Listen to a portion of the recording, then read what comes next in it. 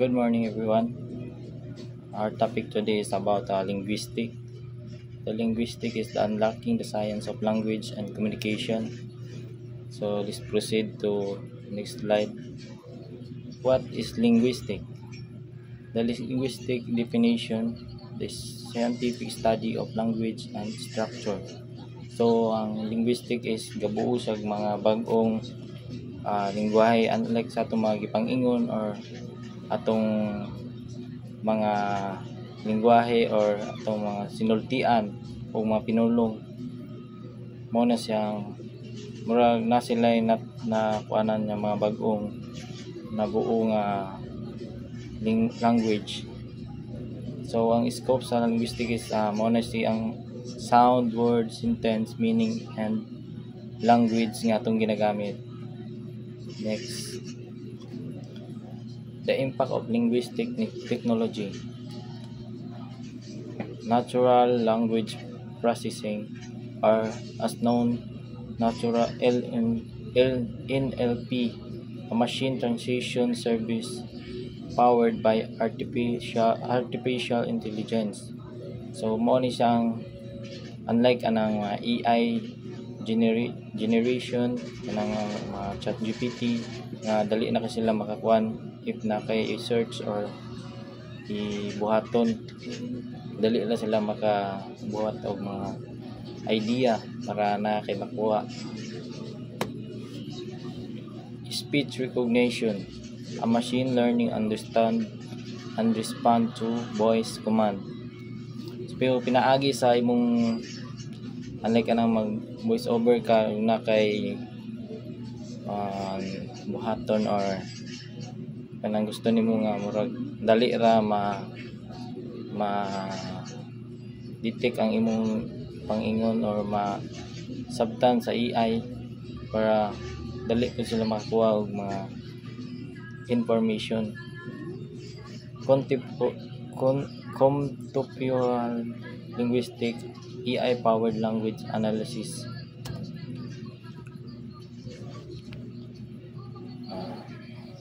The origin of linguistic began in ancient times with early contributes from Panini in Indian and Greek philosopher. So ang kaning nagsugod ang linguistic is gikan pa ni sa Panini sa India and Greek philosopher. The field involved in the 19th century through comparative linguistics. So na-involve ang linguistic is sa 19th century na in 20th century linguistic was transformed by the advent of structuralism and generative grammar. Why study linguistics? Understand human communication, exploring how language use involved. Analysis, language acquisitions and processing. Application in technology, psychology, and education. Understand the human communication is saan niyo pagpasabot or saan niyo makasinabot sa usa ka tawo ninaagi sa imong language. So mo na siyang human communication o pasabot sa imong mga lingwahe or pinulungan. Exploring how language involved. Ang language is so ga-involve sa daghan nga mga matun-an nimo about sa unsang words nga mga na ilang na define. Analyzing language acquisitions and processing. Gina-analyze nila na daan before nila murag gina-process ang language. Din siya na himong words. Then murag di na siya kanang inalam murag na sila gina-studyan about na application in technology, psychology and education. Core area of linguistics: theoretical linguistics, phonetics, phonology, syntax, semantics, morphology. So mao ni siya ang mga area sa linguistic or iyang sulod sa kuan mga silbi branches. Apply linguistic language teaching AI, forensic linguistic, social linguistic, psycholinguistic, language and society and cognition.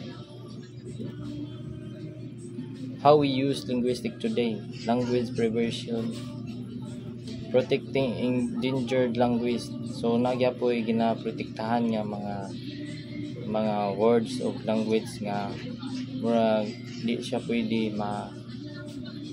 murag nahurot na murag na mga unlike anang murag mga Latin nga mga words, mga endangered na siya kay karaan naman. So artificial intelligence, speech recognition, chatbot, machine translation, o unlike sa kung gingan ganina mo ni siyang AI, pwede ka makakuan voice record o voice over sa iya kung nakay gusto ipabuhat or nakay silbi mo ipahimo. Automatic na artificial intelligence, automatic na sila mag-translate kung sa imo mga gustong pasabot. Forensic linguistic, crime investigation through murag mag-imbestiga ni siya sa murag na imbestigahan ang naikuan about sa mga language na education, improving language learning. So mo ni karong matun-an nato about sa language kung atong mga nabal-an sa mga bagong words or mga lingwahe nga ginagamit nato. The birth of modern linguistics is 19th century comparative linguistic language family. Mo ni sa mga pamilya sa linguistic ang comparative aning linguistic into 19th century. Then sa 20th century, Ferdinand de Saussure structuralism mo'y nagabuo sa mga lingwahe nga mga pinulungan nga atong ginagamit karon. So 1950s present Noam Chomsky generated grammar revolutionized linguistic. Mo na yung gina-grammar nila, murag ginatama nilang linguistic kung katugma ba ang ipanggamit nila. So ang conclusion is language is the fundamental part of human identity and communication. Linguistic helps improve education, AI, law, enforcement, and cultural preservation. Understand language helps us better navigate and shape the world. So, mao ra to. Thank you.